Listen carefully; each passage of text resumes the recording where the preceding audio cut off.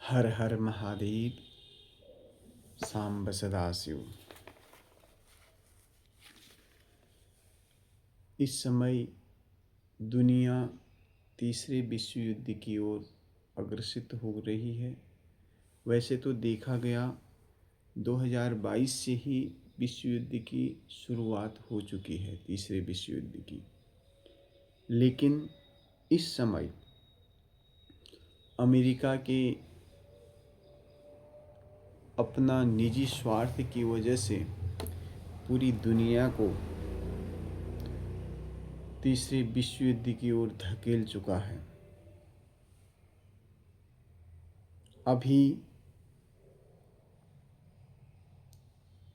13 मार्च से 15 मार्च के बीच में बहुत बड़ा युद्ध की संभावना है, लेकिन यह युद्ध अब रुकने वाला नहीं है।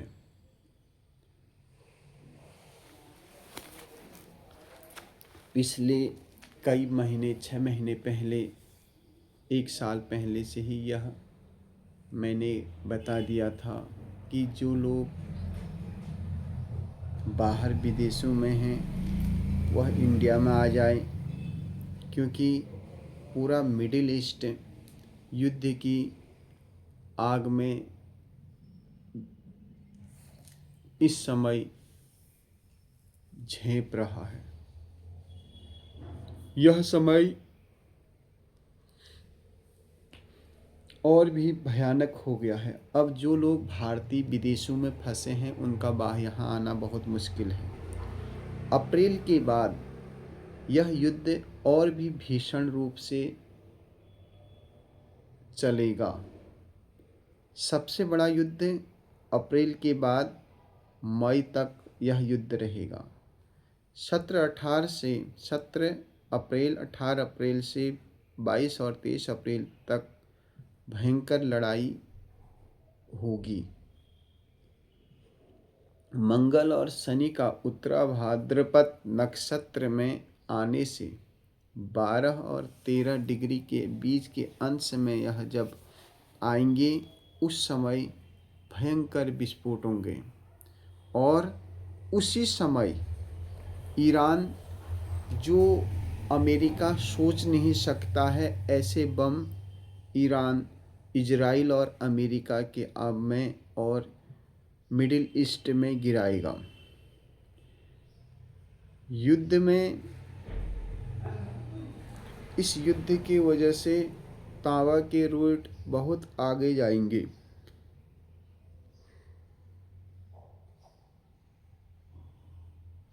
शेयर मार्केट में डाउनफॉल यूएस और यूए दोनों क्षेत्र में बहुत ज़्यादा बढ़ेगा।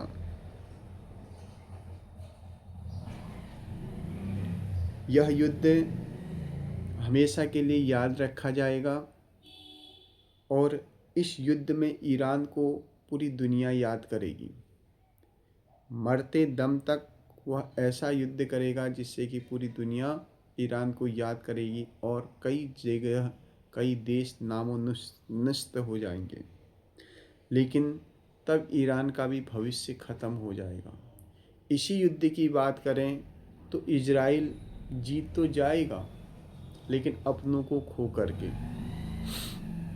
इजराइल की जो सेना, जो वहाँ की जनमानस हैं, वह 80% तक की जनता समाप्त हो चुकी होगी।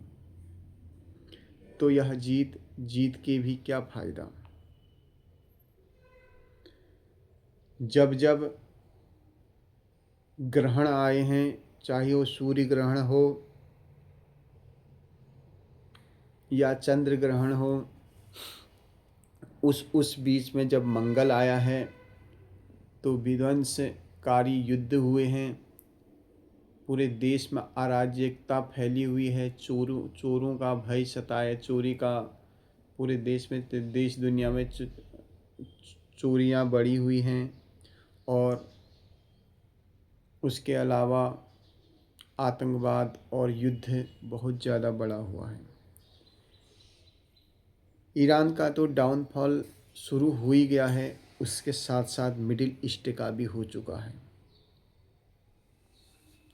यूएसए और यूए दोनों ही शेयर मार्केट में भी नीचे आ जाएंगे। यह युद्ध अभी समाप्त नहीं हुआ, यह युद्ध जुलाई तक निरंतर बढ़ते ही जाएगा। जब जुलाई के बाद इजराइल अमेरिका ऐसे अपने निजी लोगों को ईरान की सत्ता में बैठाएगा, तो उस समय दुनिया में बहुत बड़ा फाड़ हो चुका होगा। कुछ लोगों ने, आपने सुना होगा, बैंकिंग प्रणाली भी डगमगा जाएगी, ऐसा सुनने में आया था। लेकिन यह अब सत्य होने के कगार पे आ रहा है, क्योंकि इंटरनेट, गूगल, जो उसके तार हैं वह समुद्र के नीचे से बिछाए गए हैं, समुद्र में बिछाए हुए हैं। अब यह युद्ध अप्रैल के बाद समुद्री युद्ध में परिवर्तन हो जाएगा, जिससे इंटरनेट और व्यापार सब प्रभावित रहेंगे। इससे पूरी दुनिया क्रूड ऑयल की कीमतों की बढ़ती जाएगी, और इसका जो अभी भी 20-19 तारीख तक दुनिया के लिए बहुत खतरनाक युद्ध जो चल रहा है, इस समय डोनाल्ड ट्रंप जो कर रहे हैं वह अभी 18 तारीख तक करते ही रहेंगे। उसके बाद उनकी स्थिति बहुत ख़राब हो चुकी होगी और उनकी कोई बात सुनने को तैयार नहीं होगा। उन्हीं के देश में उन्हीं की जनता, उन्हीं के सांसद सब उनका विरोध प्रकट करने लग जाएंगे। इसके अलावा जो इस समय ईरान के मुख्य हेड हैं, जो ईरान के बॉस हैं, मुस्तफ़ा खेमनेई जो नया लीडर है, इसको भी मृत्यु का डर है। इसकी मृत्यु, और इस पर भी बम गिराए जा सकते हैं, क्योंकि इसका समय भी बहुत बढ़िया नहीं है। इसलिए यह युद्ध पूरी दुनिया को प्रभावित कर रहा है।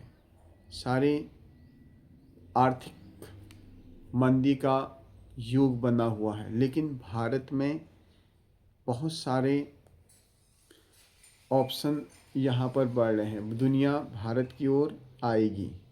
यह युद्ध महाविनाशकारी युद्ध के रूप में प्रकट हुआ है, और इसका खामियाजा पूरी दुनिया को अभी और भुगतना पड़ेगा।